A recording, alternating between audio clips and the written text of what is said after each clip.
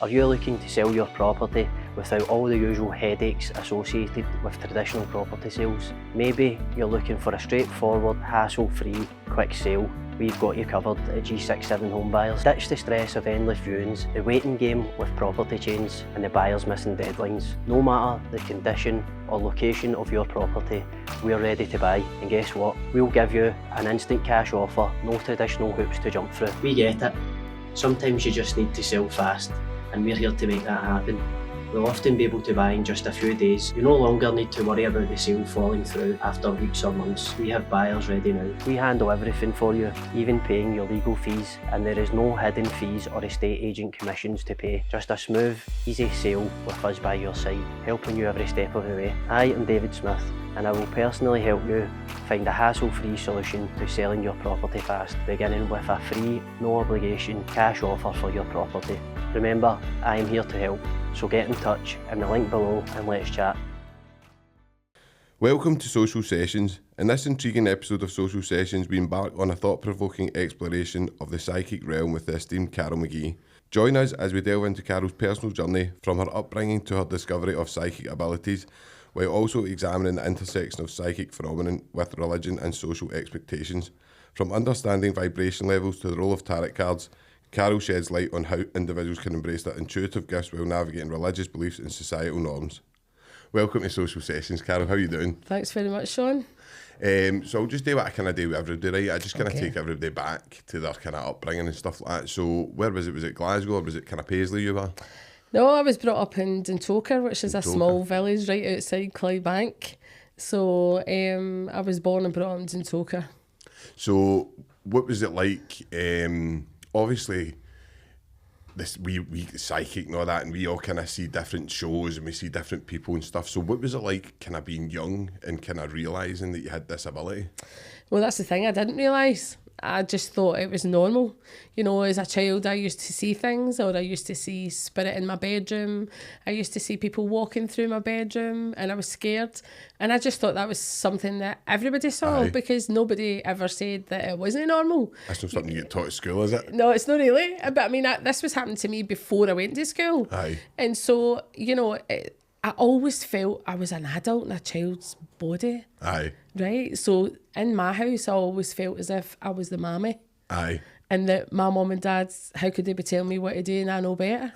Do you know what I mean? And so I always had that kind of outlook. But I always saw spirit as a child, and sometimes I used to see things, and like if I was lying in my bed and I saw somebody walking through my bedroom as a child, I used to lie in my bed and try not to breathe, because back in the days we never had central heating. So if it was a winter, you would see your breath. And so I would like, kid on you're sleeping and kid on you're no breathing, maybe they'll just walk by and no see you. And so I used to be shit scared as a child. And so, but I've always believed in God. I was brought up a Protestant. One grand's a Catholic, the other one's Protestant. It was all mixed company. There was Celtic supporters, Rangers supporters. My mum was a born-again Christian. I've been to every Pentecostal, tambourine wielding church in the west of Scotland. But I always thought it was normal. And so I used to say things to my mum, and she would be like, I know that's not right. You know, and I thought, what do you mean it's not right?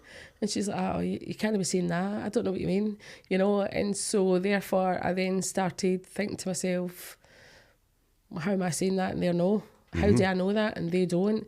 And it's weird because I always, even as a 3-year-old or a 5-year-old is my kind of earliest memories. Maybe very limited at 3-year-old. But as Which a 5... is young, Carol, isn't it? It's obviously young, but as a 3-year-old, the earliest memory I have of interacting with intuition is my only memory from about the age of 3, and it's always stuck with me. And I think it's because what it is. It's a powerful thing, isn't it? It is, because, you know, I had a wee pink pram, and I think as a wee girl, that pink pram would have just been my world at that time when I got it, you know. And I had says to my mum, you need to take that pink pram in. I was sitting in the garden, I says, the bin man's going to steal it. And she says, don't be daft, the bin man's not going to steal your pram. I says, he's going to steal my pram. I says, you need to take it in. She says, he won't, just leave it there. It's probably on mucky off the grass or something like that, you know. Who's going to steal probably a £5 or £10 cheap plastic pram, right? And got up in the morning, it wasn't there. It was off. It was off. And I says, bin man stole it. And she says, I can't ask the bin man if he stole your pram. But you just knew. I just knew. And so some bin man in Clydebank stole my pram, Sean. I want it back. Aye, get it back. If you're watching this, get it back. So obviously going into your kind of school years and stuff like that, how did it kind of set you up in school, like obviously with relationships, with like even just like classmates and just different things? Did you feel different? I never, because I still didn't realise at that time that was the normal. Aye. You know, I didn't realise that people didn't have didn't have intuition like me. I could tell when people was lying. I could tell when somebody was bullshitting me. Like that. Sometimes I knew it was coming next. Not always, but sometimes. Aye. And I just always thought that was normal. Aye. And even at that age, I always felt an adult. I mean, at the age of 8 and 10, I was cooking dinners, doing washings back in the days when it was a twin tub. You'll know that, Sean. You know what I mean? Still got one, I was going to say that. But back in the day, like, I used to cook and clean and do everything. And so see when I went into high school, and by this time I was 12 when I went into first year, and we were in cooking class. You remember cooking class? Aye, cooking class. You probably used to. What was it, rock cookies or something you used to get? Maybe yours were, but mine were fluffy, right? And so I used to get in and cook, and the teacher, the first time I realised that I wasn't normal, the teacher says, put your hands up, have you ever cooked before? Like, have you ever cooked anything on a cooker? And I'm like that. And I think there was 2 other people in the whole class. And I couldn't get my head around this. I'm like, I'm cooking Sunday dinners and everything. So she says to one of the boys, she says, what have you cooked? And he's like, toast and cheese. And she's like, what have you cooked? And I'm like, cakes, tablet, chicken dinners, soup, puddings, you name it, I've cooked it. And she's looking at me as if to say, is she for real? Aye. You know what I mean? And so, I've done a lot. And I always felt like an adult. Mm-hmm. And was that like obviously your parents and stuff like that? Were they just obviously kind of letting you just be the way you were and kind of trying to get you down that road of being a kind of independent person, or was it just something that you kind of took on yourself? I've never really thought about it, but I think being the oldest in the house, with 2 other siblings, I think you're expected to do things. Like you can go and hoover that floor because your brother's too wee. You can go and make the Sunday dinner because your dad's hungover. My dad was a drinker, wasn't he? But you know what I mean? I know what you mean. And so there was all the kind of things, so I think the oldest is expected to do a lot more than the youngest gets off with murder, and the middle one just does what he likes. And that was kind of the set up in our house, if that makes sense. And so did they let me, I think they did, Sean. I think they gave me the freedom to be what I wanted to be, do what I wanted to do. I always done my homework and things like that. And I went to Sunday school with my gran every Sunday, right? And I was never asked to go. What by that I mean, my mum and dad never says to me, you're going to church, because they didn't go to church. My dad never went to church. I loved to go to Sunday school, as a kid, because I totally always believed in God. But I'm no religious. No, I know what you mean. I think we've obviously had people on before, like talking about the kind of spiritual stuff, and I think when you get down to the kind of that you go down the path, you see that I call it source, I know you call it spirit, but it's all the same thing. Do you know what I mean? It's the same thing. And listen, to anybody that's watching and is religious, I've got absolutely nothing. That's their way of finding the God and stuff like that. And that's their journey. Do you know what I mean? But my path down is kind of similar to yours. So did you kind of go through the religious stages? But Carol, did you go through them, or obviously you were brought up Protestant, but did you go to church and kind of? I didn't. No, I didn't. As a teenager, no, even as a teenager, I'll say somewhere between the age of 10 and 13. My mum was a born again Christian, and so if she was going to church, so was I. If my dad wasn't in the house, we were going to church because we couldn't be left. But in saying that, I was left. But I chose to go with her at times. And so that's what I mean by I was in maybe born again Christian churches, maybe things like Pentecostal, the Elim, all different kind of churches, Church of Scotland. I've been to quite a few. I always just sit and listened. I like to listen to the stories, maybe the stories that come out the Bible, and some of them are fascinating. Definitely. But I was never big into this, like the 10 Commandments and stuff like that. You can't do this and you can't do that. I was never into any of that, because I think people should be free to believe in whatever religion, to love whoever they want. To me, it's your own journey, and we each have our own journey. So I have friends who are gay, straight, bi, black, white, green, born again Christians, Catholics, millionaires, paupers, and just a whole array. A mixed bag. And I love it. I think that's obviously when you're trying to, you get a lot of religions. The thing with me with religion, and again, absolutely everybody, if it's for you, it's for you, but it's kind of pushed on you. Do you know what I mean? And I think when you find source and you find spirit, whatever you want to call it, it is freeing. Do you know what I mean? It's like it's something that guides you. So can you remember, like, obviously we've spoken a wee bit before, Carol, but can you remember the first time you realised that you were kind of getting guided? Absolutely. So I think there's a saying, I don't know if it's called the night of the soul or something like that, or is it destruction of the soul or the night of soul? Well, you know how sometimes we all go through maybe traumatic things within our lives. So my brother died, and he was only about 33, and so that was a massive awakening for me. It was like, oh my God, he's 33. He's never been abroad. He's never been in the holidays that I go and things like that. And it's like, that really hit me like a ton of bricks. Like, life's far too short. Right. And so up until about that point, I wasn't the kind of person that would get up and sing in a karaoke and stuff like that. And see, once my brother died, I was like, fuck it, give the mic. Do you get me? And I was like, if I make an ass of myself, I don't really care. I'm going to try this, right? Because my dad has always told me that I was a rubbish singer. And believe it or not, I ended up singing for a living. So I found my voice, right? And what started for me, it was just like a process. I was getting wakened up at 3:07 a.m. every morning, like somebody champing in the side of my bed, and I'm like, what the fuck is happening here? What's happening here? Am I going off my head? And then I would hear somebody hitting the window, and we had a townhouse at the time, and my bedroom was in the middle floor. And I would hear like the phone ringing, and I would run down the stair at 3:07. I'd look at the clock, it was 3:07. I'm like, oh no way! And I'd run down the stair because the phone was down the stair, and I'd lift the phone, and it was just nobody there, right? So day 1471 to see who's phoned you, because in my mind I'm thinking, is my dad all right? Who phoned you at 3 o'clock in the morning in case there's something? You're automatically, your instinct says there must be something up. Somebody's phoning you at 3 in the morning. And so I'd done 1471. It's like, you were called yesterday at 14:20, and I'm like, no way, that phone definitely rang. And then another time I heard as if there was a police at the door, and I'm like, oh no, what we're done? No me, obviously. What's Sean done, And so I would run down the stair, and I opened the door expecting to be a cop or something there because of the chap, right? And there was nobody there, and this was 3:07 a.m. And so eventually this went on for a couple of months, and eventually I thought, well, what do you want? Who is it? Who's chapping my door? Who's chapping my bed? And you could hear it, like, for me, I could hear it just loudly. And I got this kind of inner thoughts telling me, we want you to work for us. And I says, I can't, I'm too busy. I don't know what you want me to do, but I'm far too busy. I can't work for you. And at that time, I started having extremely vivid dreams, right? Where I'd get taken away places and shown things. And I just thought, what in God's name is happening to me?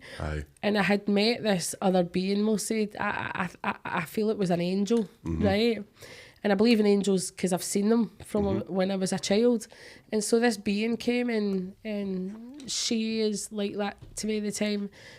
Here's a gift for you. And I'm like, a gift? And she's handing me this baton of light. And I says, a gift? I says, what am I supposed to do with this? And she's like, well, you asked for it. I said, I never asked for anything. She's like, you did, take it. And then she was like speaking to me telepathically. And so I took this gift, no knowing what it was. And so at that time, there was a new Spiritualist church opening up in Johnston. And I had met the people that were running it previously, and it's like synchronicity. Things are falling in. Carol Young. Things are falling in like week after week after week. So all this was happening at the same time. So this new church opened up, and I went along, I had said to the girl at the end of the church I was speaking to her, and I said, you know, I'm having really vivid dreams. I'm getting wakened up at 3 a.m. There's lots of shit happening in my house and what's happening to me. And they couldn't tell me, right? Nobody knew. Nobody could give me an answer. And, you know, with insight, looking back, that's the best thing that could have happened. Because you need to delve. Because I had to find the answers myself. And so I started reading a book.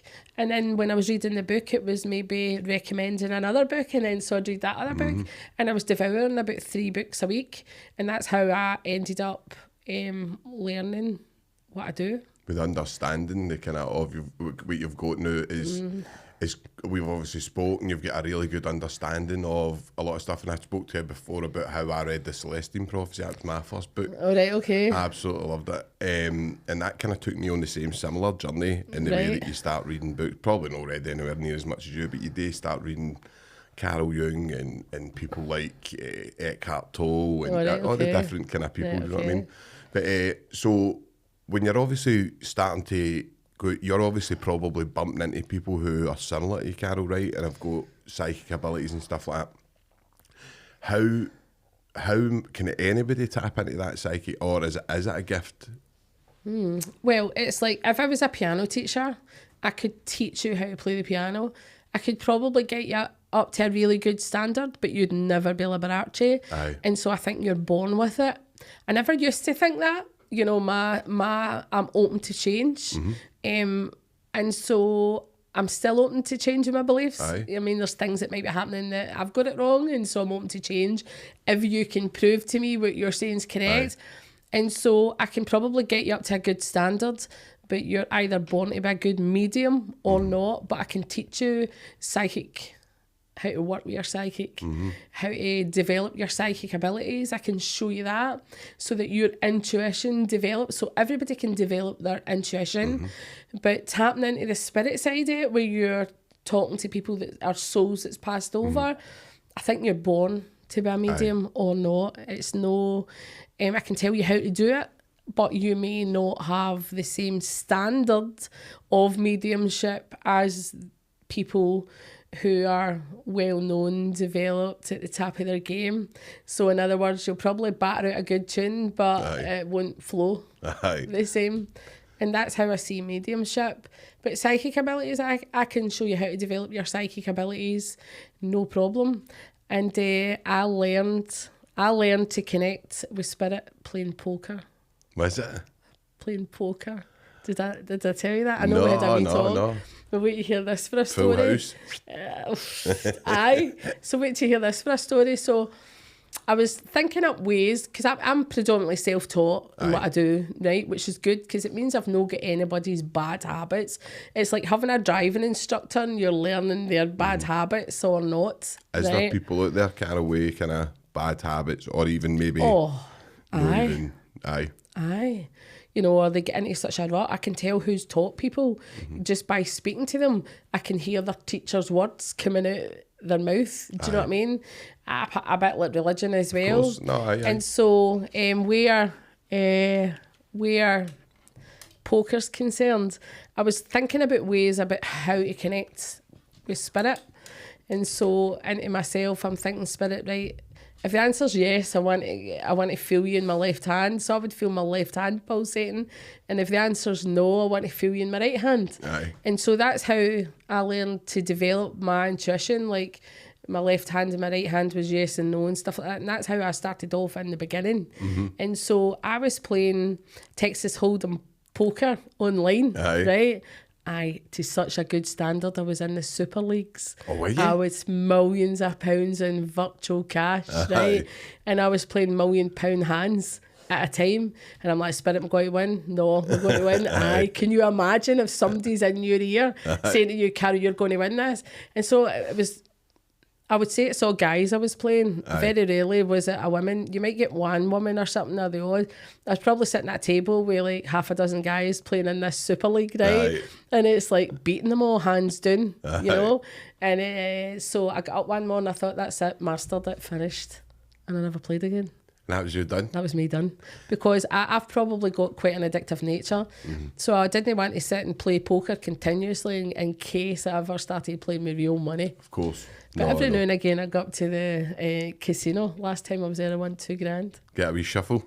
I did, aye. So, see, like, then when we're talking about, obviously you've got skeptics and stuff, Carol, right? And you get people that say, but as somebody who's quite esteemed and well known in Scotland and stuff, are you able to kind of say, is there people maybe that even think they've got abilities, if that makes sense, and maybe think they've got mediumship and they're being truthful with what they're saying, but they're actually no right, if that makes sense? Yeah, Sean, there is. Aye. So it's like, there's sometimes I've went to see other mediums work, not everybody, because there is some great mediums out there, I've got to say that. But there's some that are either faking it or they think that what they're saying is correct, and I would beg to differ. Where you can tell is like consistency. Right, so you're not a medium, right? So if I take you to Partick right now and put you in the middle of a pub and tell you to do a show, you're going to fall flat in your face. It's like you'd be stuttering, you'd be like, oh, you'd maybe go to an old guy and go like, oh, your dad's here, you would be right because the guy's about 76. So you would maybe get that right, but how did he die? What was his name? What age was he? Who's he in spirit with? These are all things that I would want to know. So if you're looking at how people work, I look for the evidence. It's as simple as that. Sometimes people put on a good show, like, they put on a good show, like, ta-da, here I'm here. And it's like, where's the evidence? So if I'm speaking to you, I want to say, your dad's here, here's his name, here's how he died with lung cancer, I've got a man here with half a leg, so it's all evidence. And so evidence, for me, I would be looking for at least 4 bits of evidence. Well, I can obviously testify. I got a great reading off you. Thanks very much. And it was like 95% of it, right? But even just for the skeptics, and I totally believe Carol, right? But for the skeptics, see the wee 5% that you do get wrong, how does that come about? Is that just like, how's it confusing? Or? It could also be the way that I've interpreted it, right? Or something I don't know, maybe. It could be something you don't know. And it could also be something that's no happened yet, or something that's just about to happen. By the way, no medium's 100% accurate. No, if you're telling me I've got 95%, I'm happy with that. Definitely. And so, like, I'll jump for joy, because even the best mediums in the world are never 100% accurate. I've never had that. I mean, even a doctor is never 100% accurate. Or a nurse, or somebody doing podcast, or anybody, No, definitely. And so we all make mistakes, and so I strive to be as best I can. I strive to have a good percentage. If I'm doing a live show, and you can come to my live show some point this week. If I'm doing a live show, I expect the majority of that to be accurate. So if I go to 20 people with a message that night, I want 18 to be bang on the money. 2 I might get wrong because it could be my interpretation, or it could be they don't realise what I'm saying, or there could be different reasons for it. But I would, my mission is to strive to get 20 out of 20. Of course, definitely that, and it's. I think we're all anybody that goes to mediums, I think, is probably guilty of this in the way that I want you to tell me what I want to hear.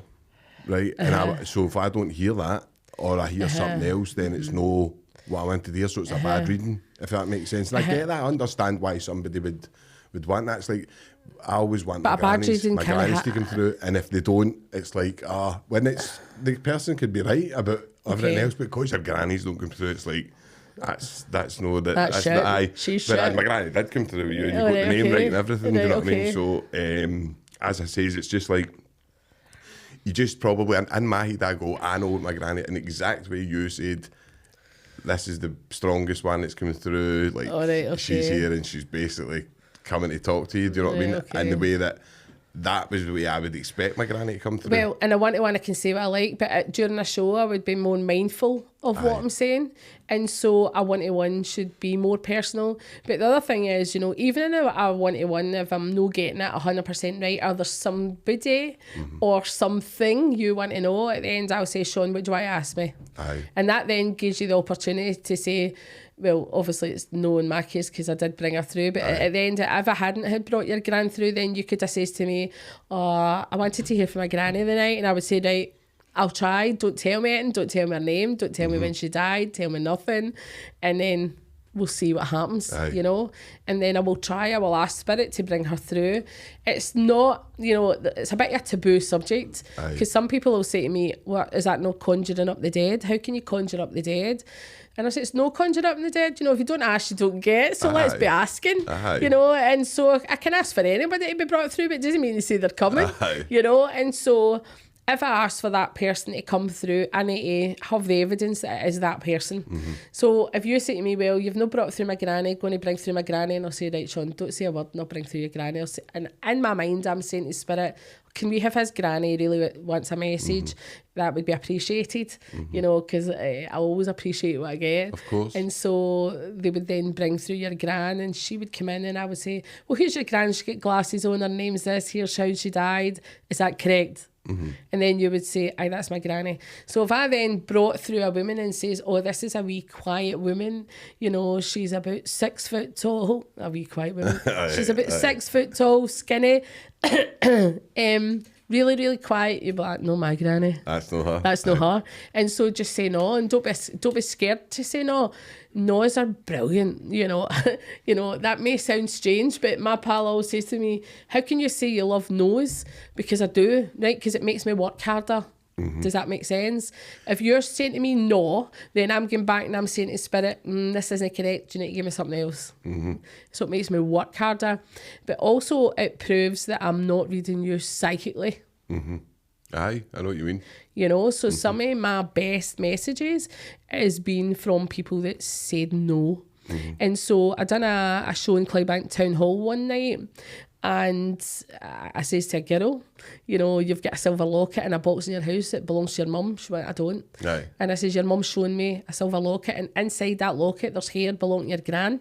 And she's like, I've never seen it in my life, I don't know what you're talking about. And so people at that show might be thinking, oh, she's got that wrong. She's talking shite, the usual shite next. You know what I mean? But that girl sent in her cousin the next day, and they come in and she says to me, just to let you know that my cousin went home last night and found that box, and inside it was a silver locket with hair in it. Aye. How good is that? No, it's that could only come from another source, because I couldn't be reading her psychically, because she does no knowledge of that locket, right? So do you get me why I'm saying the no's are good? Aye. Because you've got to go back.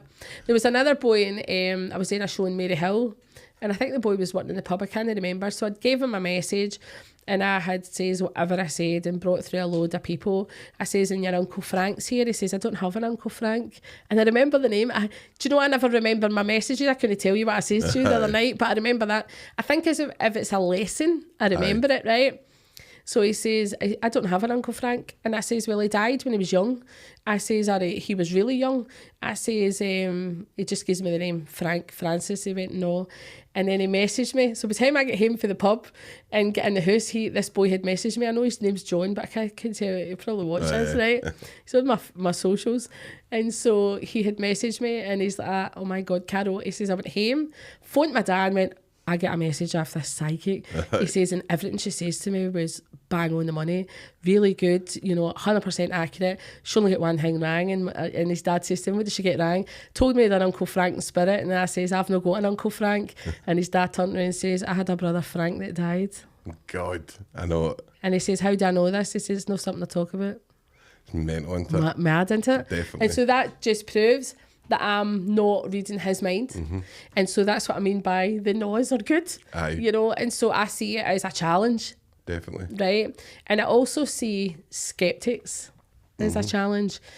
Being a skeptic is healthy. Of course. I'm a skeptic. You know, if I go and see other mediums, I'm not believing a word you say until you prove to me. Aye. But you feel it anyway, you know? So you need to prove to me that what you're saying is correct. if you say to me, my granny's coming through and she's 6 foot and was a quiet woman, I'm like, no, my granny. Aye. You know what I mean? Definitely. So we all know, you know, some people don't know their grannies, but we all, basically, the people we want to hear from is the people we know that are closest to us, and so we know their character. Aye. Right? So if I'm bringing through your auntie that's passed and I'm saying, oh, she's dancing over that table and she's like lifting up her skirt and giving it yee-haw, and you'd be like, oh, you're joking, man, my auntie wouldn't even touch her drink, she went to church every Sunday, you know, so that wouldn't be your auntie. So I need to prove to you that it's your auntie. You know, what's her name, what's her character, what was her personality like, and so that's the things that I predominantly ask for, because that's the proof, right? That's the proof of who I'm bringing forward. And also, proof is also the things they've seen since they've came back.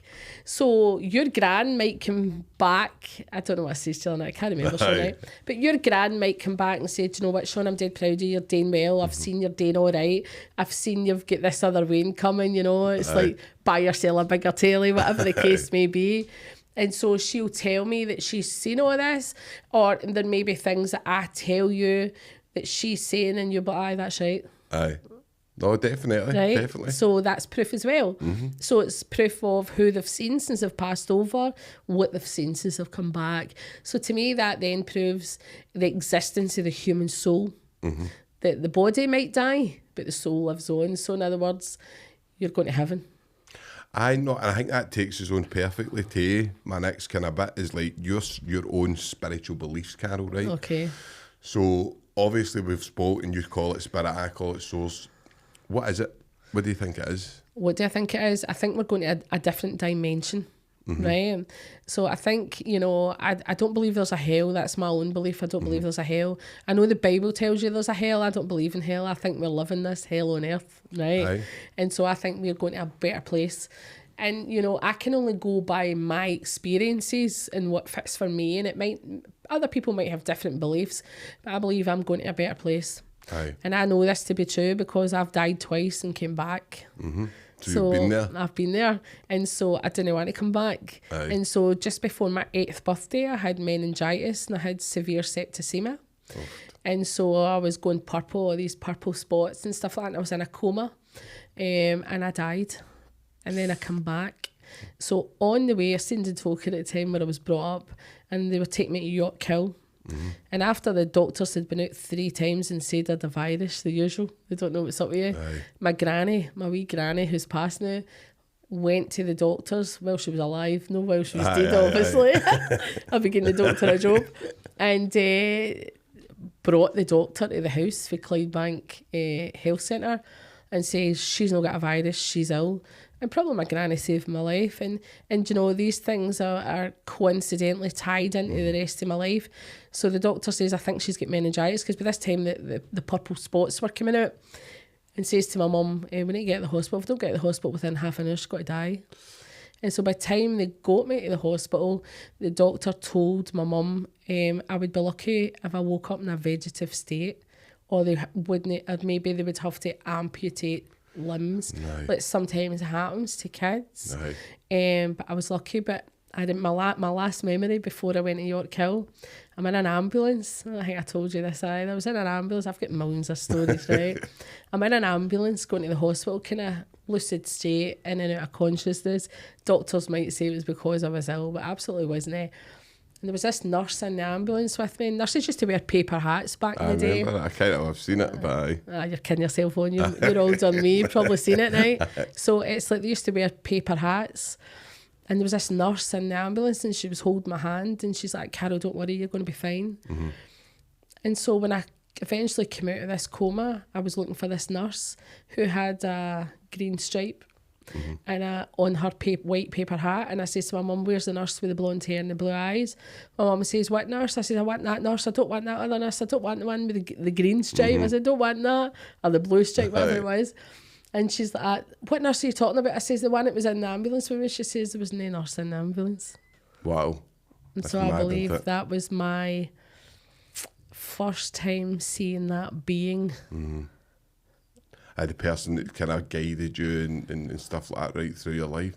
So, see if you were to kind of, I think I'm a big believer in Tesla and stuff like that, right? I love watching him, love listening to all his stuff, and love reading about him. Obviously, he's not here anymore, but Einstein's another one, and they talk about exactly what you're talking about in the way that they would just go into lucid states, and they would hold two rocks. I don't know if you've ever seen that. They'd hold two rocks. I've not seen that, no. And what they would do is they would, obviously you've got alpha, theta, all the kind of different states. I know what the rocks are for, but I've never seen it. Aye. So that was to wake them up so that they could remember. So they would go into, they would meditate and then go. But then when they would go into that state just before you sleep, what you're talking about, probably semi-lucid, dying. Like, I don't know, well, probably similar if you're semi-lucid, and the stones would drop and it would give them time to write down. So they would meditate on a problem. Einstein and that, see the big equations and that, they are solved. They basically said that it was somebody that taught them that. It wasn't them that came up with it. Do you know what I mean? Which is similar to what you're saying. Right, okay. Do you know what I mean? Things like that have happened to me as well. Have they? Aye. Fill us like in. There's a book called it's just A Course in Miracles, right? Aye. It was wrote by a Catholic woman, and after she wrote the book, she wanted nothing to do with the book. Apparently she dreamt this, or somebody had come through her and she wrote this book, and it's a worldwide bestseller, A Course in Miracles, right? I've heard that. Right, so A Course in Miracles, I bought it because everybody was banging on about it. I thought, well, I'll try this next because I'm a big reader. And I had bought this book and I had started reading it. And no, sometimes you read a book, you've read 3 chapters and you thought, I don't know what I've just read. Aye. Right, so I went back and I read it again. And then I read these 3 chapters again. I'm like, I couldn't tell you what I've just read. I just wasn't retaining it. Aye. And it was just like kind of beyond me at the time. Now, I'm where I am in my journey. I would understand it perfectly, right? And the book's that thick, right? Aye. Now, if a book's that thick, I'll read it, no bother, but it's got to be taking my attention. I know. Right? Aye. And so this was about 2:00 in the afternoon. I'm reading these 3 chapters 3 times. Fuck that, right? And I said, like, shut the book, put it down. And I went, Spirit, I want to read that book, but I don't have the time to read that book. That's going to take me weeks to get through that. Because A Course in Miracles about, you read the first half of the book, it teaches you things, and then by the second half of the book, you become the teacher. Right. So I'm like, I don't understand this. I don't know what this book means, and I've not got a clue. That's it, can't be arsed, right? So I had laid down in my sofa in the afternoon, and in my mind I'm saying to Spirit, I don't have time to read that book. It's just far too long. I want to know what it's about. And I'm going to sleep at this point, and I'm going for a cat nap, granny nap in the afternoon. And I says to Spirit, I need to know what that book's about, but going to show me. And I went to sleep and I woke up and I knew what that book was about. Wow. It was just in my mind, and I went, don't need to read it anymore. That's it. And so A Course in Miracles teaches you, and so it touches on things like if you had 2 rooms, like say room A and room B, and you put Sean into room A, and Sean was in room A with the delinquents, and I'm making this up, like with the delinquents and a bad family that didn't love him and people that just didn't care, and Sean was allowed to roam about, watch what he wanted on the telly, listen to whatever he wanted, folk were batting him, telling him he was useless, he wasn't loved, right? And then you put Carol into room B, and Carol was in there with a loving family, nice friends around her, people telling her she could be what she wanted to be, she was loved, she was amazing, you know, that's really good, you know, praising her, letting her do what she likes. So that's you get room A and room B. If you were then to take Sean out of room A and put him into room B, and he's in this alien environment, and I'm saying, oh Sean, that's really good, you're doing really well, you're amazing, and you're like, I'm not fucking amazing, I've been shit. People tell me I'm shit my whole life. What do you mean I'm amazing? So that's the difference between room A and room B. Course in Miracles a wee bit like that. So it's all to do with your upbringing, your environment, your peers, people around you. Sorry. That's all right. And so that's what A Course in Miracles teaches us. So then, the throat. Sorry. So well, then, a wee bit of water, Karen. I know. Right, okay. Your mouth goes dead dry when you're talking for ages, isn't it? No, I'm used to it. So, Right, so A Course in Miracles teaches us that, so if we've just taken Sean out of room A and put him in room B and it's totally alien to Sean, he doesn't know what to do. He doesn't know how to react. How can I go and do these nice things, and how can I tell these people I love them? I don't know what it's like to tell somebody I love them, you know, and so everything they do is totally alien to you. So then maybe you might be playing up in that room and going, fuck off, I'm not doing that, why should I do that? You know, and they're like, it's all right, Sean, we'll show you how, right? Aye. So then do you then say Sean's a bad person? Or was it the fact that Sean was brought up in room A that's led him to be like that? It's really interesting because we speak a lot and we've had a lot of stuff, and it's obviously good to see it coming from like that point of view, because obviously it's in other ways we speak about Gabarmati quite a lot on here. We speak about like trauma and stuff like that, and that all kind of circles in with the same kind of same thing. And it does. I always say it, like the upbringing of people, especially when they go to prison and stuff like that, 99% of the prisoners have got a background story that would horrify most people. I know. So you're totally right, Carol. I totally agree with you. And I think so therefore, do we put the blame on the person or on the person's past or their past life and how they've brought that person up? You know, if you're bringing somebody up from a child to be a born-again Christian, and then you take that born-again Christian and put them into room B with atheists, and they're like, what are you talking about, there's no God? Aye. Like, what do you mean there's no God? There is a God. You know, so, you know, because I was brought up with a born-again Christian, my mum never ever hounded me with religion and told me to believe what she believed. But if my mum was alive the day, she would be absolutely mortified with what I do, because I talk to spirits and that's the devil's work. Do you know what I'm saying? And so I had to then maybe retrain my brain, but I've always been the person that's asked, but how? Why? You know, I remember that my mum had a pastor or somebody in the house, and these women were sitting having cups of tea and biscuits or something like that, and they're all talking about the Bible, like a wee Bible study group. And then I was just sitting there listening, because you were warned, just sit and listen. If you're here, don't say a word, right? Aye. Well, can't I just sit there and not say a word? So I remember these people having a conversation, and this pastor is talking about, oh yes, the ark from the Bible. You know, the ark. I know Noah's Ark, aye. So I was probably about 12-year-old or something at the time, and Noah's Ark, he's like, oh yes, the ark was found in Mount Olive, where it says in the Bible it would be. And I'm like, I must have shot my look. And I'm like, the ark was found. And my mum's looked at me like that, because like, no, here she goes, right? So I'm like, excuse me. And he says, I says, the ark was found. And he went, I says, where? He's like, oh, it was found on Mount Olive or wherever the Bible says. And I went, well, how do I know that? You know, I went to Sunday school as a Wayne. I went to school in religious studies. How's nobody ever told me the ark's been found? I mean, you've had 100 stories all through your childhood about Noah and all these animals going on this big ship. I says, but not once has anybody ever told me that the ark was found. And he then went on to discuss it, and I've since Googled it and researched it, and apparently it's been found. How do you not know that? Oh, it's true.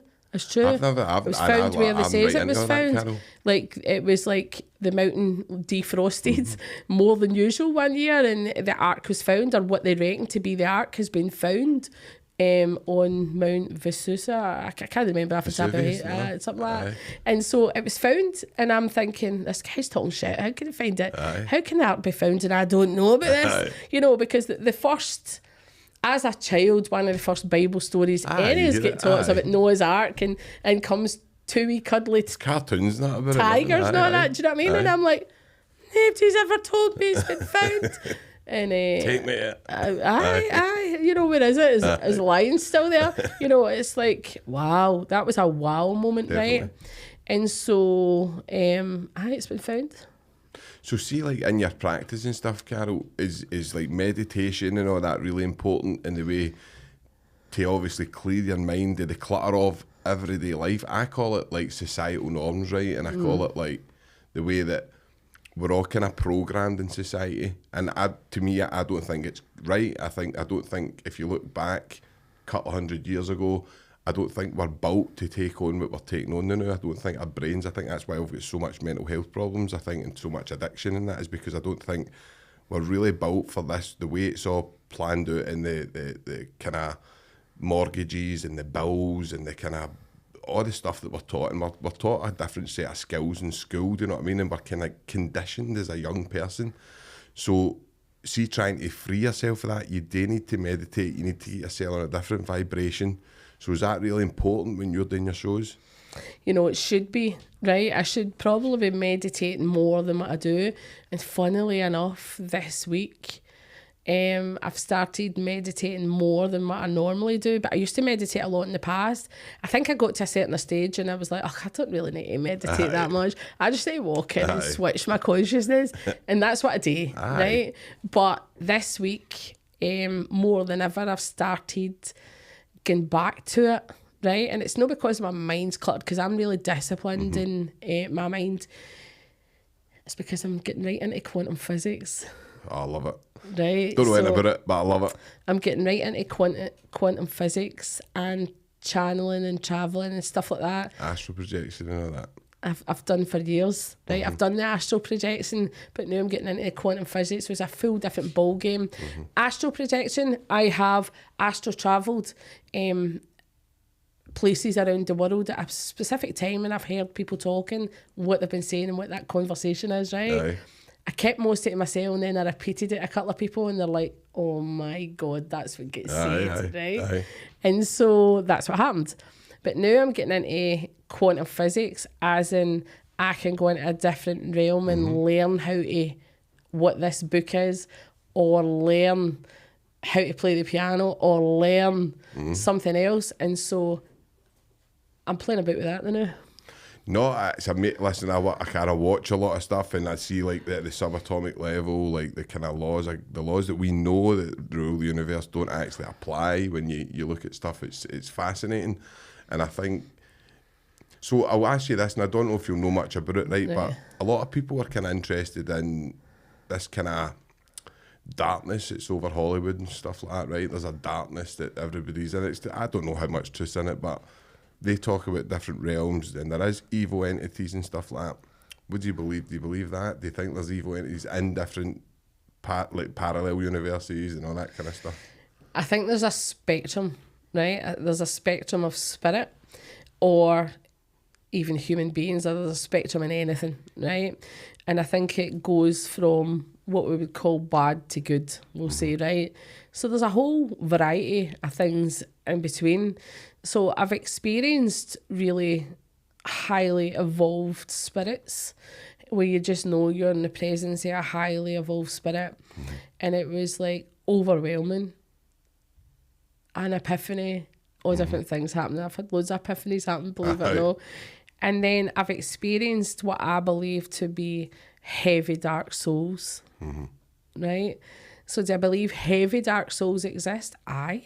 It's like, in this realm with us, you get good and bad people that, you know, excuse the language, but are bad bastards, and people that are just, you'd stay in their company all day, you know, and they're the nicest people in the world, and they're usually the insignificant people that are like that, you know, the ones that keep the wheels going in the background. And so you have different variations of humans. It's the same in spirit. Right? I don't know anything about a darkness over Hollywood. I've not heard that. I don't know what that is. But it's possible. Possibilities there. So I'm going to take you on to kind of like tarot and stuff now, right? And obviously how tarot cards work, how they link in, and what's the kind of, what are they like? What is the kind of basic function of the tarot system, Carol? Okay, tarot cards are only they're a tool, right? I'm sure you've all had a shot of a wee tool, Sean. So tarot cards are a tool. It's just a tool to help you with your gift. The same as a crystal ball. You know, you get different tools. You get tarot cards, crystal balls, maybe all sorts of divination tools, right? Scrying, mirrors, you know, all different things. I can read anything. Anything, do you believe that? I'm just basically shifting my consciousness out. But tarot cards are a powerful tool. Tarot's a story. It starts off at 0, the full, and then goes right through the pack. So it's like a person's journey, right? So as each card comes out, I know what that card means to do with that journey. And so I would interpret that card, but I would teach tarot cards. You know, I would show you how to use tarot cards and what they mean. Anybody can do tarot. You just really need to have a good memory, right? But in order, I'm saying anybody can do tarot. I can get a set of tarot cards and play with them now, right? Aye. Anybody can do tarot. But in order to be a good tarotist, you've got to know what the cards mean. You've got to feel the cards. You've got to interpret the cards. It's a lifetime's work, you know. Things change. For some people, tarot becomes real. You know, it may be like morph as you're using it. And I've seen that happen in my deck. And so I use a deck that's a bit more modern rather than the old traditional deck. And so I would teach them as well, right? But tarot in the right hands is a good tool. And so it just helps me get to where I need to be, you know. But I don't need tarot to do a reading. No. Right? So it's like, there was one time in my place in Clydebank, in my office, and I was doing readings, and a woman came in and she's like, can I book in for a reading? I says, And I says, so she came along for her reading, and I says, look, I forgot you were coming because I didn't put you in the diary. I says, and I don't have my cards. I says, but I can do you a reading. You don't actually need cards. I don't need cards, no. Right? But people just assume that you're going to be sitting there with a set of tarot cards, and if you don't have the cards, you can't be doing a reading, right?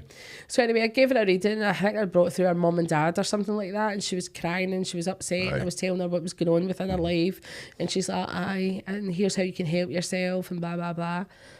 And I says, is that all right for you? She went, oh my God, that was amazing. That was amazing. And I says, thanks very much. And she says, can I come back tomorrow for a real reading? And I went, a real reading? And she went, aye, when you've got your cards. Aye. And I'm like, oh, aye, you can back them all, right? Aye. So then she came back in the next day, and I just gave her a quick 5-minute thing. And she went, that's what you told me yesterday. I went, exactly. It's not going to change. She wasn't getting it, right? She wasn't getting the fact that I don't really need these cards. Tarot's just a powerful tool. So I can teach you how to use tarot, but in order to read them properly and to give really good readings, you need to be using your intuition. Right. So you need to be developing your own intuition at the same time as you're learning the tarot. And then if you want to be even better with that tarot, you need to be learning how to connect in with spirit or source. So it's a lot of work then, Carol, isn't it? It's a big journey into it. It's a lifetime. Definitely a lifetime. It's a lifetime. Always learning. Always to the day you die, because, you know, people come in and they'll say, oh, I'll just do a wee course in tarot and I'll just do that and then I'll be able to do readings. You might be able to do readings, but you were shit. You know? And it's like, even the person I am today is totally different from the person I was 10 years ago when I started, maybe a bit more on the stage, right? So it's like night and day, right? But we've all got to learn. It's like being a snooker player, or that guy that's playing darts, and how good's he that? I've been watching him. And it's like, as a child, he just played darts constantly. You know, he's had to learn that. He has a gift, but he still had to learn it and home it in. You know, and for me, reading books, knowledge is power. Definitely. You know, knowledge is power. It's half the journey. And it's like, you read these books and it's like, nah, can I take that? Or, oh, that's good. Oh, that's a different way of looking at things. And so it helps you. Books help you on your journey. So I've read a lot of books. I've made hundreds of mistakes. And I've learned from them. And I'm a shit hot poker player. So see somebody like, take Darren Brown, right? Okay. So Darren Brown is a non-believer on the face of it. I've watched him, aye. I don't know how much he's a believer, but he certainly makes out that he's a non-believer. And he does readings and stuff like that. And he does things that's quite fascinating in the way that you go, how's he doing that? That's exactly. So how would you kind of see a skeptic that says, well, Darren Brown says that? What would you kind of say to that, Kat? And how would you kind of unbundle it, if you know what I mean, and just kind of... I don't. People should just make up their own minds. You know, if you're a skeptic, well, and you come to one of my shows and I'm saying things that you think, oh, here, wait a minute, how does she know that? You know, it's like, I can't be that consistent all the time, right? So if I'm going to do a show and I'm giving 20 people a message and an audience, I don't know, 100, 150, and I'm giving 20 people a message, most of the people are coming back to my next show. Aye. So if I'm shit, they ain't coming back. Aye. You know, or if I'm no good at what I'm doing, or people will no believe in what I'm doing, that venue won't invite me back. And you're not going to enhance, if you know what I mean. You're not going to become the person the other day. And the where other thing people know is, you and stuff. I learned by my mistakes, right? But being a skeptic is absolutely healthy. I love skeptics. I love it when people come in, right, and say things. And so, you know, every now and again, I have guys coming in. Guys are the biggest skeptics, right? Of a certain age and all, by the way. It's like they just stand there and... I'll not mention this pub, right, but I'll tell you this. I went into a pub one time, and it's one of the... Anybody for this area will know what the pub is without me mentioning it. Aye. It's one of the toughest pubs in the whole of Govan, Aye. if not the toughest, right? Aye. And I've always had loads of confidence, right? So I walked into this hairy arse man's pub in Govan, we'll say, right? Drinkers, like, full of gangsters and all that. Aye. And I walked in, there was 20 guys at the bar all drinking pints, staring at me walking in this pub. And I thought, oh my God, I'm in here to do a show. And the people that own the pub had paid me to come in because it's quite a run-down area, right? But the people are the salt of the earth and I just love Aye. them. And I had went into this pub, and for the first time, I think, my entire life, I felt a wee bit intimidated. Aye. And I'm like, oh, I've never walked into a hairy arse pub like this full of guys and I'm going to do a show Aye. in front of hundreds of guys like that. Because predominantly it's women, Aye, right? aye. Although more and more men are coming to my shows now. There's loads of guys at my show the other night. And I was like, oh. And I says to her, I'm just going to get something out my car and I'll be back in a minute. And she went, right. And the lassie I'd met her at other venues and that's how she'd booked me. And I goes outside and I'm having a conversation with Spirit and I'm like, Spirit, it's a bit intimidating. I'm not going to kid you on. For the first time in my entire life, I feel a bit intimidated Better be backing me here. up here. As if one of the gangsters got to stab me in a minute, right? You better back me up. If I'm doing a show in here tonight, you better turn up and it better be fucking good, right? And I goes back in and I'm like, to the lassie, is it Lauren or something her name is? Laura. And I says, listen, I says, is there women coming here tonight? She went, oh aye, there's about 50 tickets, on a wee venue, something like that. And I went, all right, where are they? I says, there's like 25 guys in here, where's the women? Oh, they'll all be here for 7:30. I thought, all right then.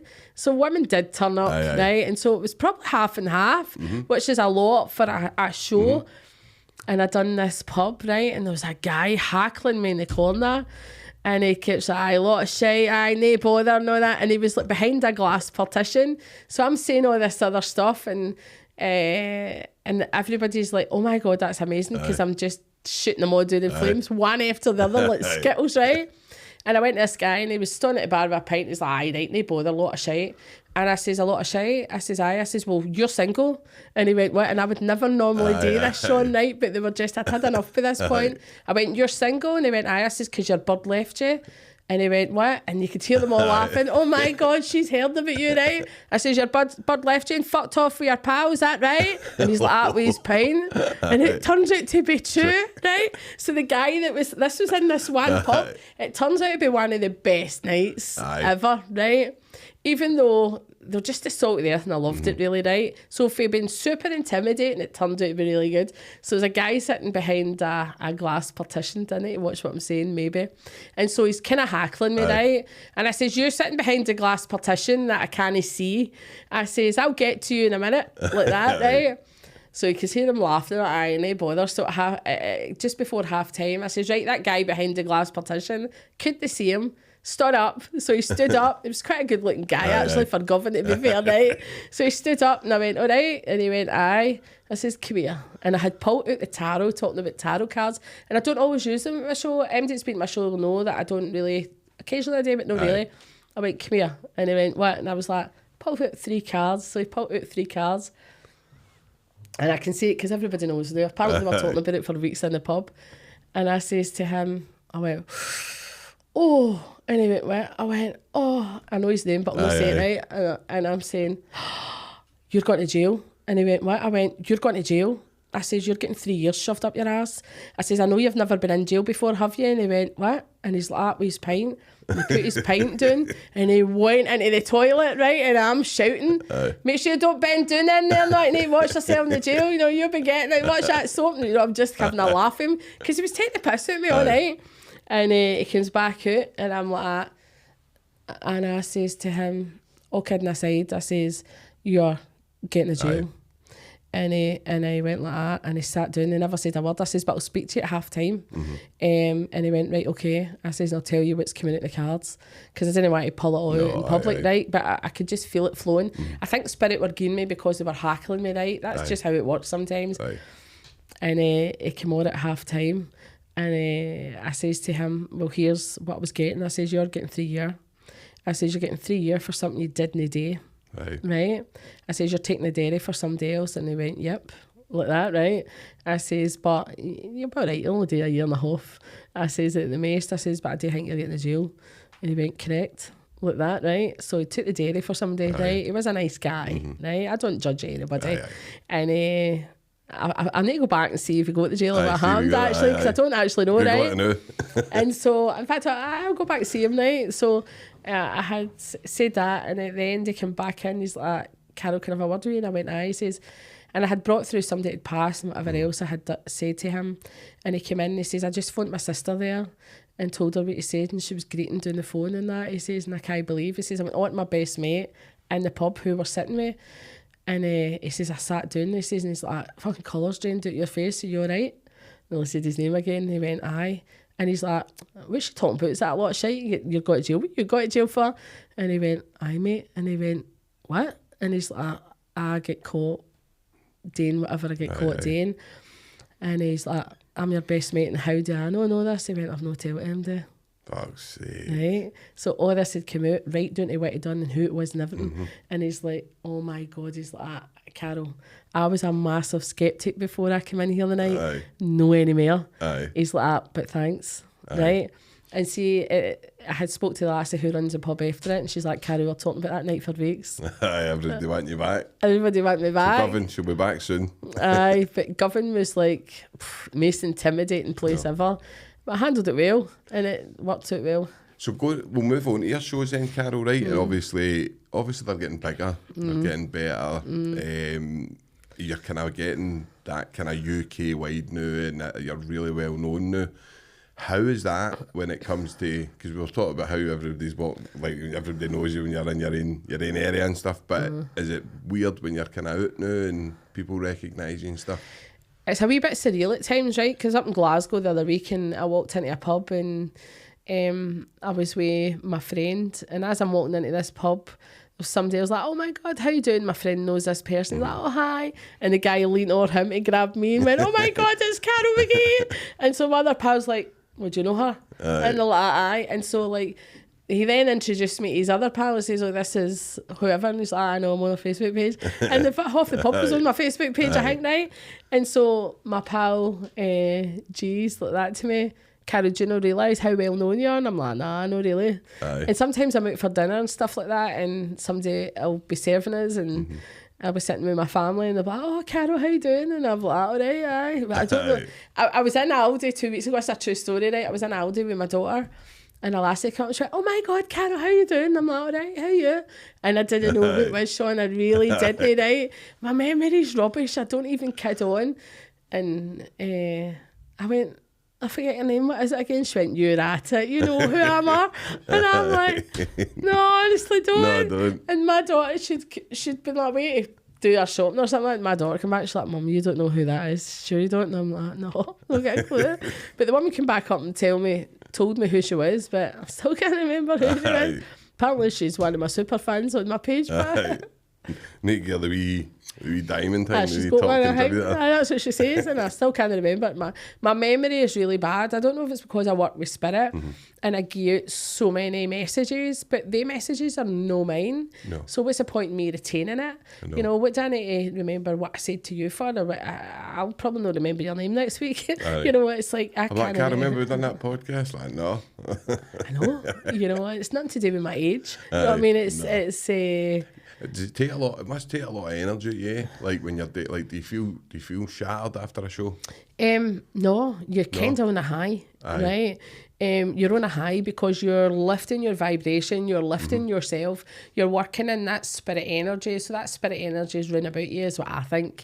And so you're on a high, and so it takes me maybe an hour to come back down.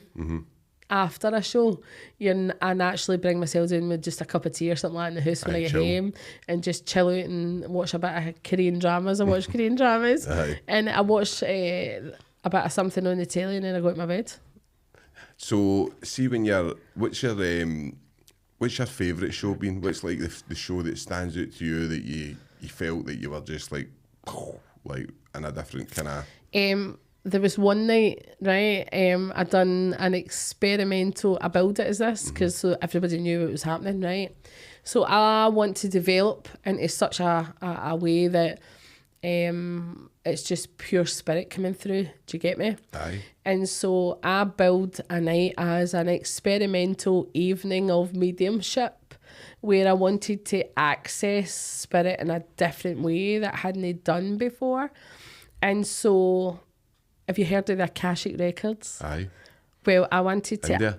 Access the Akashic Records. Is that Hindu? Well, No. The Akashic Records is basically every single memory. It's basically, in plain English, it's like a massive library, right? It's a record of every soul that's lived. So it's everything you've ever done, everything you're doing now, and everything you will do.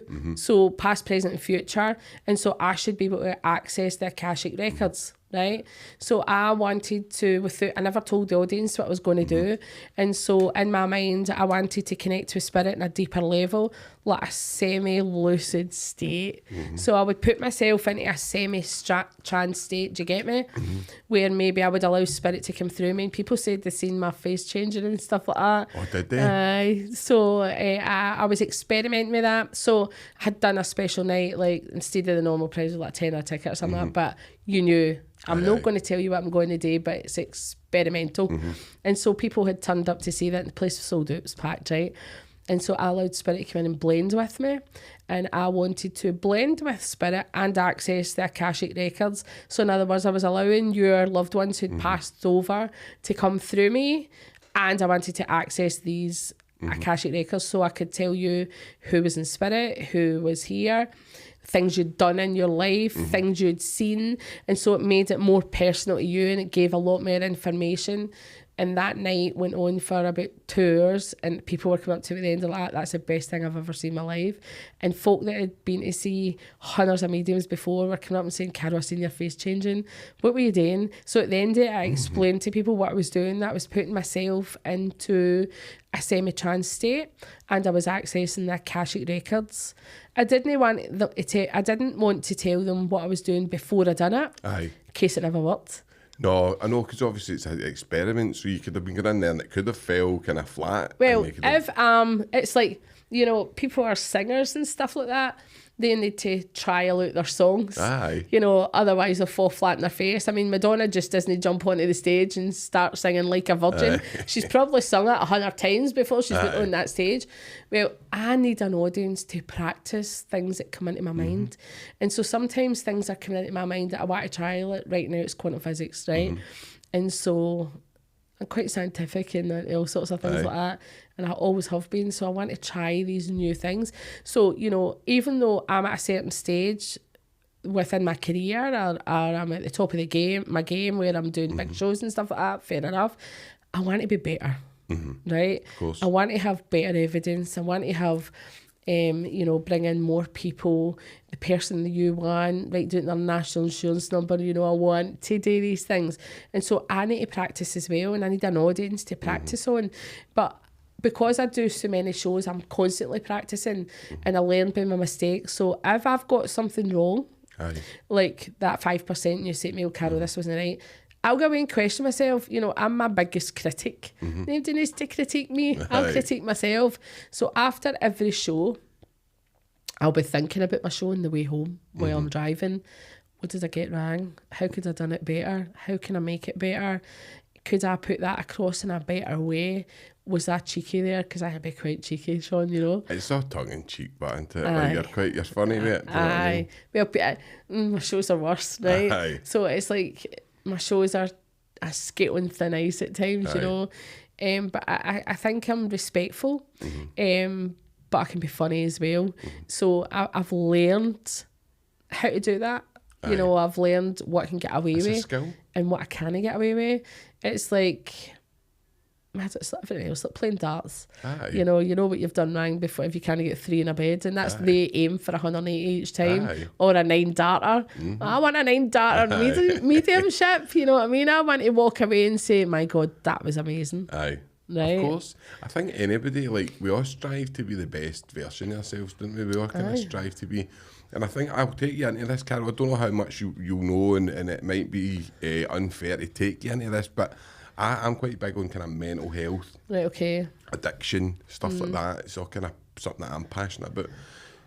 Is there any way that kind of psychic stuff in that, and the way that you're talking about using spirit in that, is there any kind of way that you could help people in that? And I know you have helped people, but maybe something that you could take into somewhere, like into prisons, into somewhere to kind of maybe help guys understand, or do you think that's...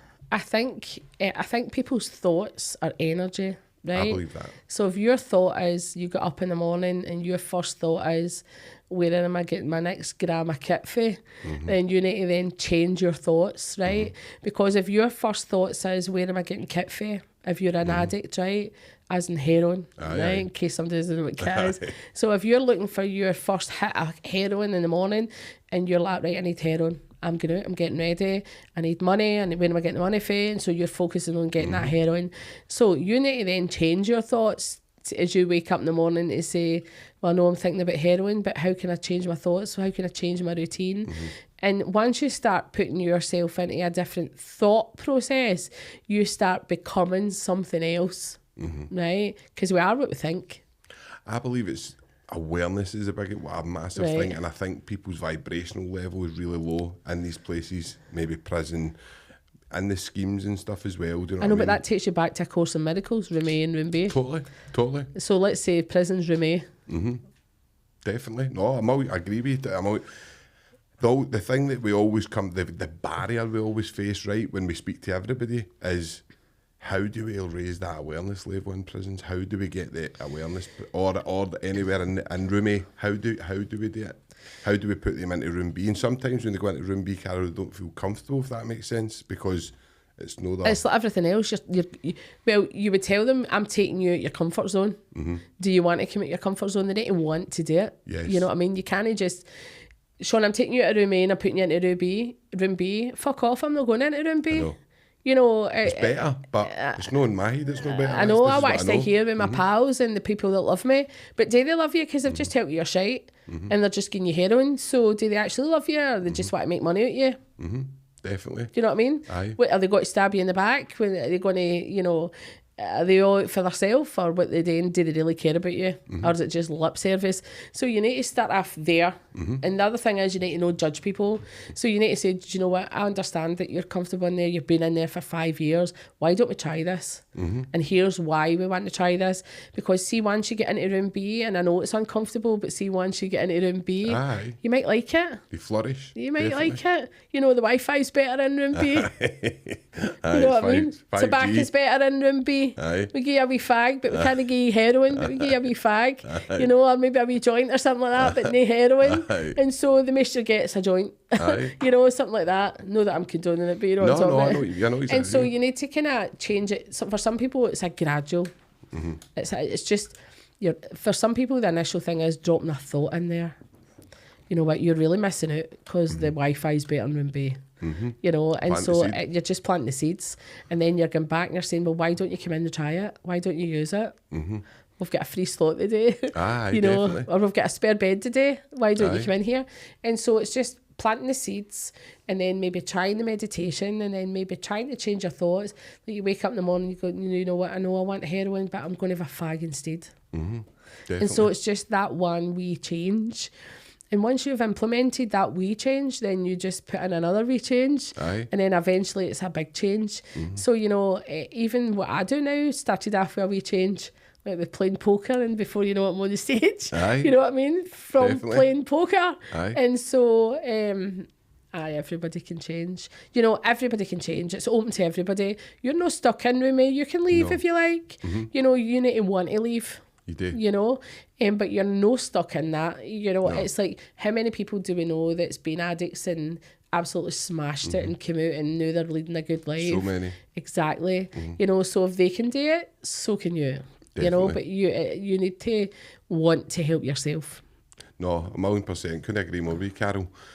So I'm going to just like look at the kind of societal norms, right, around how it's became a bit more, maybe, I don't know if acceptance is the right word, it's a bit more accepted than it was maybe with the other generations and stuff. And even if you look back, it was like witchcraft and stuff like that, do you know what I mean? So is it a good thing, Carol, or is it bringing in more fake people, or is it, do you know what I'm talking about? Like, so obviously there's a movement now where people are going, oh, I think there may be in quantum physics and stuff as shown as different ways of life, but is that opening the gates for people that are kidding on? Well, you're always going to get a few people that are kidding on, right? But the majority of people are not. You know, the majority of people are in it for the right reason. I think the world is lifting as we're going on to a different vibration. I think everybody wants to be doing better. Everybody right now is looking for something else. They're looking for answers. You know, they want to be a better person. That's what I think. Obviously, you get an odd one at Disney doesn't care where they are, right? But the majority of people that I come across want to be doing better. They want to improve their life or enrich their life. Not really so much, not always with money, but maybe they want a better health. They want a better outlook. They want to just be a nicer person. They want to help other people. Whatever their game is, you know, you can up your game.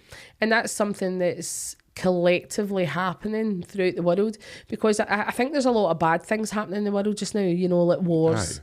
And you know, there's a few wars that are kind of Middle East and all this and really bad, and we'll not get into that, right? But there's some right shit happening in the world right now, and there's a lot of people standing by and watching it happen.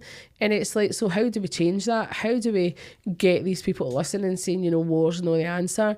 And so I think there's a massive movement where people are like striving to like get people and trying to get governments to listen, and the only way they're going to get them to listen is by voting them out. I know. And that's what's happening. They're going to vote them out. I know. No, I agree with you. I think that there is a massive movement, and the people are starting to get a wee peek behind the veil, I think, of what governments are capable of and stuff like that. And I'm just saying, no, don't stop doing all this stuff in our name as humanity. We don't want this. Most humans, if you read, don't want this stuff happening, do you know what I mean? But the kind of small minority, it's always the same, isn't it? That kind of elite level of people are able to kind of pull the strings in society. So as we're just kind of coming up near kind of the end, Carol, right, I would like, it's interesting to kind of just talk about where you see yourself going and where do you see that kind of future projecting. Where do you see Carol McGee in 5 years? I've never really thought about it. I don't always think too far into the future, but long term I would still like to be doing what I'm doing, right? Only better. Aye. Right? So we all strive to be a better version of ourselves. So right now I'm getting into quantum physics, I'm getting into manifestation. So I'm manifesting a lot of stuff and that's working out. And so I'm kind of lighting manifesting right now. And so not just material goods, like situations, things that's happening with myself. Maybe I want to finish my book, you know. Oh, so what's that? Right. Pause. What's happening? What's the book? Well, I'm probably about 7 chapters into a book, but it's not a book about what I do. Well, it's not an autobiography or anything like that. It's a fiction book, but is it a fiction book? Because you know, a lot of the stories I've told you are absolutely true, and some of the stories that will come in to the book are some of my stories, real things that's actually happened, are going into the book, and people might read the bits and go, oh, that's a lot of shite, that must be made up, but it's the truth, right? But so the bits that they think is probably true isn't true, and so it's a fictional book, and the devil's in it and all, although I don't believe the devil exists, by the way, right? In the book it is. In the book, the devil has a 6-pack, so we'll say it's a spiritual love story. Aye. Looking Mm-hmm. forward to that. Have you any name, or are you just still juggling about No, that? I'm still juggling about it, right? So I don't actually know what I'm going to call it, but it's set in Ireland. Set in Ireland? Set in Ireland, and the devil's bad. The Bird, man. But it looks good. You know, So, it's like that. I just finished writing a book as well. My book was called Authenticity and Chaos, and it's actually just about how you can't be your authentic self in prison. Right. And it was my journey through prison, and it was like how different things happened and all that. So I understand it's like people, how you do that, and there's aspects of that book that were true, and stories that happened, and you don't say names and stuff, but again, it's like, so no, it's quite good, but I'll be looking forward to that. So see, it's just as you were talking about manifestation is something that I fully believe in, right? Obviously you've got The Secret and you've got the kind of opening kind of books, but it goes deeper than that. I think people read The Secret and then go, right, I want a Porsche, and it's like they think there's going to be a Porsche the next day, do you know what I mean? When that isn't the way it happens. You need to believe, visualise. There's a lot, it's actually really hard work. You told me quite a good story, I don't know if you want to tell us about it, about how you were able to manifest stuff. So I produced a vision board, my vision board. I teach vision boards and stuff like that as well. So my first ever vision. Because MD can do this. MD can manifest if they put anybody the work in. can, but you need to work it. There's a way of working it, right? So my first ever vision board, I put on it, I want a villa in Cyprus. I want an Audi TT convertible. I want to be earning X amount of money a year. I want to be on the stage. What else was in it? Different things, right? I'm trying. A business in Clydebank, whatever. I was looking for premises. And I balance my board, and that's what makes my board different. So on my other side of my board, I have part A and B. Right. I would say, you know, I'll be doing healing, I'll be giving back, I'll be helping people, whatever I'll be doing. Maybe getting a charity, whatever your thing is. And just to test the theory that the universe will give you absolutely anything, you fling in something so obscure that you think that'll just no happen, right? So my obscure thing was, and I want Brad Pitt to come to Erskine, because I live in Erskine, which is next to Glasgow Airport, if you don't know. And so my obscure thing was, Brad Pitt, come to Erskine. There you go, that'll never happen. So let's be working this vision board. And so I get absolutely every single thing in that vision board, apart from one thing. And then Brad came. And then Brad came to Erskine. He stayed in Mar Hall. So usually when I'm teaching things about vision board, I says I get absolutely everything on there apart from one thing. They're like that. Brad Pitt. I went, oh no, he came to Erskine. But that taught me a lesson. So that taught me to be precise about what I'm putting on my vision board. So I said I want Brad Pitt to come to Erskine, which he did. He stayed in Mar Hall, which is Erskine Hospital, or the old Erskine Hospital. I should have been more precise and says I want him to be walking along the road and chat my door, or I want to bump into him naked or something like that. I'm not really sure. So I should have said something like that, right? And so my next one will have that, you know. So my next one will have... His second visit will be walking naked into Carol McGee. Aye. Do you know where Carol lives? And so, by the way, my first ever manifestation, I was talking to Paul earlier on, right? So my very first visualisation, right? My boy was a massive still game fan. Massive. At 5 and 6 year old, he used to watch it. He could recite it. You know, he loved it. Thing with the pish pot and all that. You know, he just loved it.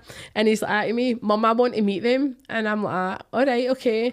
He's like, can you get me to meet them? And I'm says, I'll try, Brian. But I never really thought about it. I thought, I don't actually know how. If they're going to be somewhere one time, or I know they're filming somewhere, I'll turn up. And I had says to Spirit, or Source, or whatever you call it. And I had says to Spirit, I don't know how you're going to do it, but going to get my boy to meet the guys who are still game, right? And at the time I had a cafe in Paisley, and I kid you not, Paul Riley Winston walked into my cafe and says, can I speak to Carol McGee?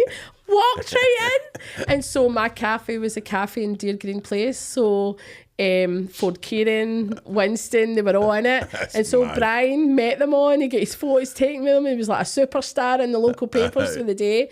That was my first ever manifestation. They just walked right in. Mental. It's actually to the extent where, I mean, I've done it, I've spoken about it before on here. I've done it up when I was in Castle Huntly. I kind of manifested a hawk that took... Well, obviously I believe it manifested. My pals didn't, they were slagging me, but I did tell them before it. I says, there'll be a hawk, I'll take a bird out the sky, and you never see that. Like, you don't, I've never seen it. It's only once I've ever seen it.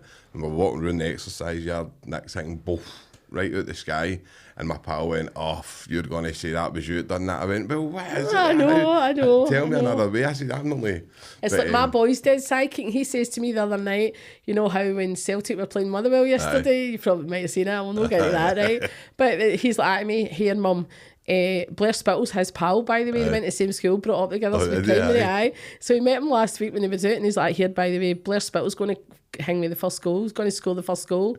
I says, I'm going to put a bet on. So he was out with me the night before, and I said, you put that bet on then? I said, because he just scored.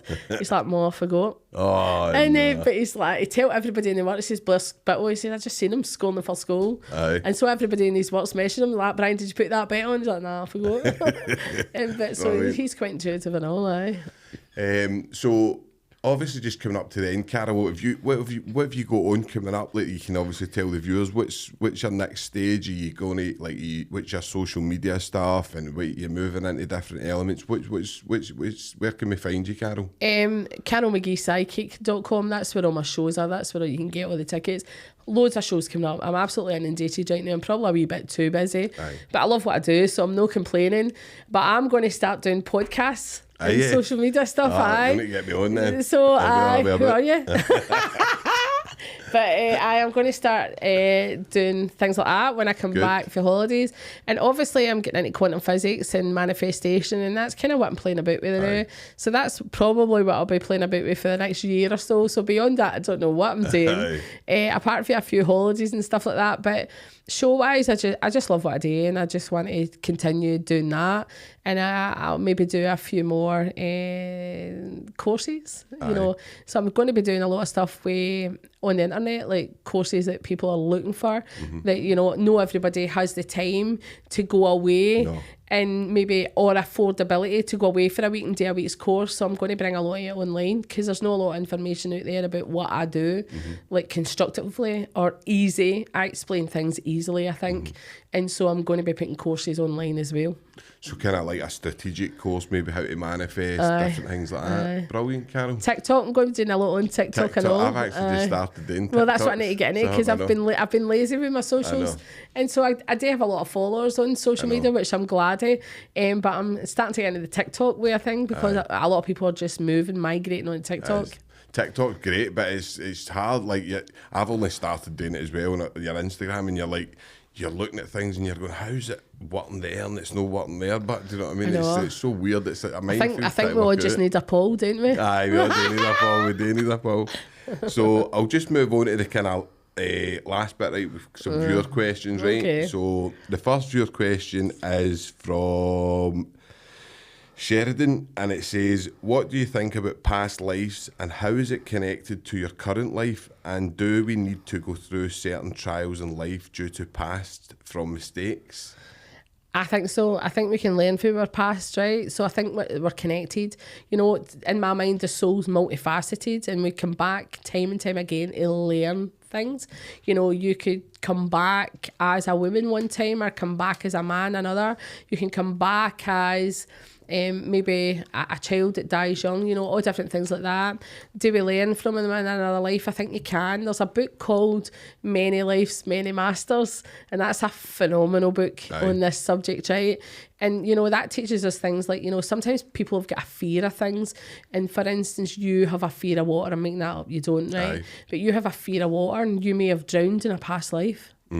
So then you need to know have a fear of water, so you would learn not to fear that water, and so you would talk about what happened. And so that's a big subject. So for another time, a full podcast. That's a full podcast in itself, because, you know, I've been transgressed. I've been taken into a previous life. In a previous life, I was a lady, and the funny thing is, I was regressed by somebody that's well known in the field. He's wrote a lot of books and stuff like that. And so he regressed me. In a previous life, I was a lady, obviously, right? And in that previous life, my daughter married above her station. And so you learn life lessons. What was a lesson in that journey? What was a lesson in that life? And so I think if we maybe have 50 lives, we have a lesson in every life. And in that life, although I never seen my husband, I knew I was married to the the same person. And I had says to him, you know, I knew I was married to the same person, but I never seen you. I said, so I was married to you in a previous life. And he went, oh, that's dead nice. And I went, what? I says, I can't believe I've made the same mistake twice. And he's like, bitch. But you know, it's like, so I think we've got lessons to learn. And some people have different lessons. The lesson for me in that life that I had regressed back to, I don't know what the lesson was, because I had a nice life and I was happy with my life, and so that was just a nice life, and so I didn't have a bad thing to say about that. So the second one is David, who basically said, how do you deal with skeptics, Carol, and can it be annoying at times when that's no kind of like if you're not getting through to them, or how do you deal with skeptics? I've never no got through a skeptic. If skeptics come to my shows and they're in the audience, they tend to be sit quiet, right? Aye. But the only time you get skeptics is online, when like cardboard gangsters, I call them, when they're hiding behind the keyboard. 1, 2, 3, 5, 6. And they're telling you, oh, you're shite, you're talking shite and all that, you know, you're all shite, charlatan, and you're like, okay. But you know, as I say to you time and time again, you know, being a skeptic is healthy. So when people come to my show and they see what I've got to say, then make up your own mind, you know. But I think I don't mind skeptics. I love skeptics, and the majority of them are shot down. Aye. I kid you not, they're shot down. So you enjoy it? I enjoy it. I love it. I love a good skeptic. And the last one is Sarah, who says, I've always been curious about psychic abilities, but I come from a religious background that views it with scepticism. How can I reconcile my interest in psychic phenomena but also have my religious beliefs? Okay. Well, you know, I'm not religious, but I can quote the Bible. And so my mum was a born-again Christian. I was brought up in Christianity, Catholicism. Jesus was a manifestor. Well, that's what I think. I think Jesus was a medium. Aye. And I bet I'd watch what I'm saying and I'll be getting carted out of here. But I think there's a place for everything. You know, so when people come to say to me, oh, you're talking to spirits, that's no good. You shouldn't be doing that. And well, if you believe your Bible, in John 1, chapter 4, it says, if you work through love and light, in other words, if you work with a good heart, you are to test the spirits to make sure they are from the light. So I just see it as I'm testing the spirits, and I can tell you if they're from the light or not. So that you can, there's actually parts in the Bible that you use. Aye. You know, the Bible contradicts itself in so many parts. Aye. You know, my pastime, believe it or not, is to research the Bible. When I'm not working and I'm just doing stupid things, I research the Bible. Do you know there's 2 books of Revelations? No. Wait, there's another book of Revelations. I know there's a Gospel of Judas. Oh my God, there's the Book of Mary as well that isn't in the Bible, right? I've never read it, but I've seen it. So that book's there, but there's 2 books of Revelations. You know, Revelations are mad because the world's come to an end and we're all going to burn in hell. Like, and it's like a spaceship or something. I don't know. It's anyway, there's lots, right? Aye. So there's another book of Revelations with just as many good stories in it, and so I like to read about where all these books came from. So the Bible is just basically man-made. You know, 20 guys sat around a table with 100 books and says, right, we can only put 40 of these in the Bible. Which ones are we discarding? So they discarded the other book of Revelations and put in one Revelations. They discarded the book of Mary and maybe put in Ruth or something like that, right? Matthew, Mark, Luke and John, and discarded loads of others. So, you know, there's different sides to the Bible. No, definitely. That's what I think. So I always just give the guest the last wee message, Carol, right? So just a wee message, and I always try and get a wee positive message for maybe somebody out there that's struggling, or like somebody that's maybe watching this, it's maybe poor mental health, whatever. Like, and I know it's kind of hard for people to do it, but just a wee message if you can for somebody out there that's kind of struggling and maybe watching, and some you can advice that you could give them. Well, I think just to quiet your mind. Meditation is something that's really good for everybody. Take it back to the breath, learn breathing exercises. This is all things that's available on YouTube. Doesn't cost you any money. You know, sometimes people struggle to meditate because they've got so much going on within their mind.